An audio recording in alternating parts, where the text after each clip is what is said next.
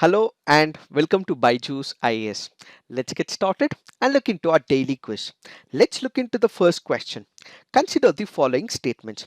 Article 5 of the Indian Constitution recognizes the domicile in the territory of India and the domicile of the state. Domicile is defined in the Constitution. Which of the above statements is or correct? The answer to this is none. Why? That is because Article 5 of the Indian Constitution only recognizes domicile in the territory of India, but it does not recognize the domicile of the state. Is domicile defined in the Constitution? The answer is once again no. Domicile is not defined in the Constitution of India. Now we have to understand what is the meaning of domicile. When it comes to domicile, let's say any citizen of India who lives in a particular state, in a particular region for a long period of time, that is what is called as domicile. What is the difference between domicile and residence? When it comes to domicile, that person stays in a particular region for a long period of time. This will be his ultimate home for a longer duration of time.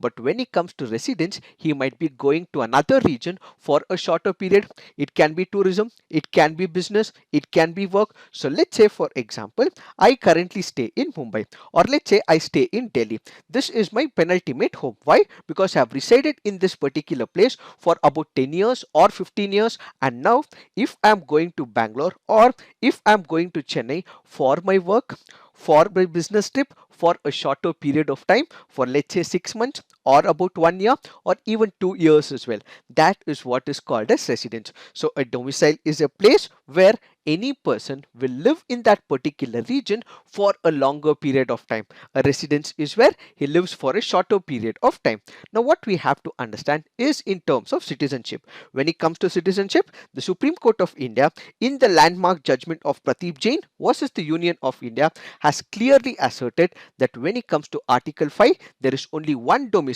that happens to be the domicile in India. Article 5 recognizes only one domicile, that is domicile in the territory of India, but it does not recognize the domicile of a respective state as well. Kindly note, we are speaking only about Article 5. Why have we taken the reference of domicile? That is because of the mention. But what this article currently says is state governments can also bring up this criteria of domicile not in terms of citizenship, but in order to provide welfare schemes and programs. Let's say, for example, I am from the state of Maharashtra, or let's say, for example, I am from the state of Haryana. I have stayed in the state of Haryana for about 10 to 15 years of my life. So it means I am a domicile of that particular state. It means I have a provision of voting as well. Since I am a domicile of that particular state, certain welfare schemes and programs can be accommodated to me. That is the domicile under this particular article. But with respect to Article 5, we have discussed it all.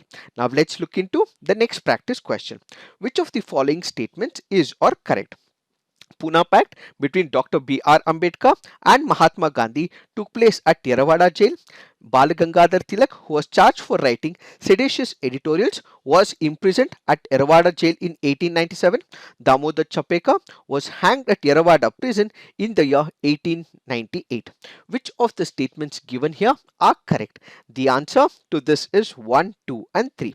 Why have we taken this practice question? Because of the reference given under this article. So kindly remember, when it comes to the freedom fighters who were present in Yerawada jail, these are the people. We have Mohandas Karamchand Gandhi, Sardar Vallabhbhai Patel, Jawaharlal Nehru, we have Subhash Chandra Bose, Sarojini Naidu as well. Apart from that, the Pune Pact between Ambedkar as well as Gandhiji had taken place in Yerawada jail as well. So do remember all these facts. It can be very important from your preliminary examination point of view. Now let's look into the next practice question. In Article 352 of the Indian Constitution, for the words internal disturbance, the words armed rebellion was substituted. The change was introduced in which amendment? We have 38th Amendment, 39th Amendment, 42nd and 44th? The answer to this is 44th Amendment.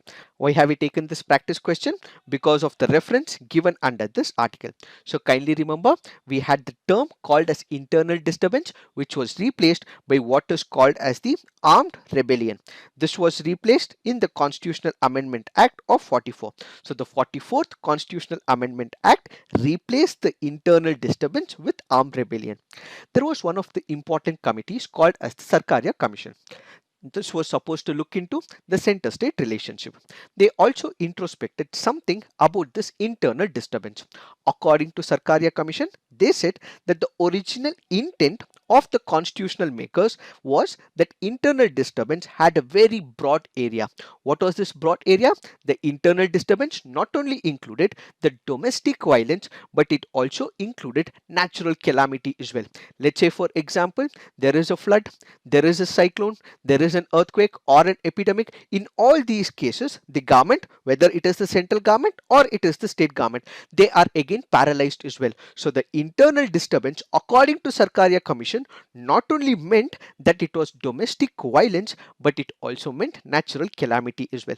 This was one of the interpretations of the Sarkaria Commission, but eventually down the lane with the 44th Constitutional Amendment Act, this particular broader area was restricted to what is called as armed rebellion, so that in the near future, whenever this power is given to the executive, they do not misuse it. So the idea of coming up with constitutional amendment in the 44th Amendment Act was to make sure that practically it becomes impossible for the executive to repeat what happened in 1975 like situation when emergency was declared without any adequate cause. That is why this particular article goes on to say that emergency was the dark days when it comes to the Indian history. Now let's look into the next practice question. With reference to Subhash Chandra Bose, which of the following statements is or correct? He supported the Nehru report, which demanded that India be granted self-government under the dominion status. Subhash Chandra Bose started the newspaper Swaraj. Bose resigned from the Congress presidency at the Haripura session. Which of the statements are correct? The answer to this is 2 only. Why? The first statement is wrong. That is because Nehru report was opposed both by Jawaharlal Nehru as well as by Subhash Chandra Bose. The Nehru report here is speaking about Motilal Nehru report, which was seeking the British for a dominion status, but Subhash Chandra Bose and Jawaharlal Nehru wanted complete Swaraj. And the third statement is once again wrong. That is because Bose resigned from the presidency in the Congress, not in the Haripura session, but instead it was in the Tripuri session. Why did he resign? That is because he had differences with Mahatma Gandhi ji. Why have we taken this practice question? Because of the reference given under this article. Now let's look into the next practice question. The bilateral air exercise Desert Night was between Indian Air Force and which other Air Force? Is it United Arab Emirates Air Force, French Air and Space Force, United States Air Force, or British Royal Air Forces? The answer to this is French Air and Space Force. Why have we taken this practice question? Because of the reference given under this article. But kindly remember, when it comes to United Arab Emirates, we have what is called as the Desert Eagle. So Desert Eagle is with United Arab Emirates, but Desert Night is with French Air Force. Now let's look into the next practice question. Which of the following statements correctly explains the impact of the Industrial Revolution on India during the first half of the 19th century? Indian handicrafts were ruined, machines were introduced in the Indian textile industry in large numbers, railway lines were laid in many parts of the country, heavy duties were imposed on the imports of British manufacturers. Which of the statements are correct? The answer is A, which meant Indian handicrafts were ruined. This happens to be a previous year question from the year 2020. Now let's look into the fact of the day. The fact of the day that we are speaking about is Michael and Sheila Held Prize. What is this all about? This is presented annually. Do remember this, and it honors outstanding, innovative, creative and influential research in the areas of combinatorial and discrete optimization or related parts of computer science such as design and analysis of algorithms and complexity theory. So this is basically about the computer sciences. The prize was established in 2017 by the bequest of Michael and Sheila Held. Remember, the prize consists of a medal and also $1 lakh. In the present scenario, we have the Indian mathematician Nikhil Srivastava, who has been named as the winner of the prestigious Michael and the Shield Health Prize. So this is it for today. Thank you for watching. All the best.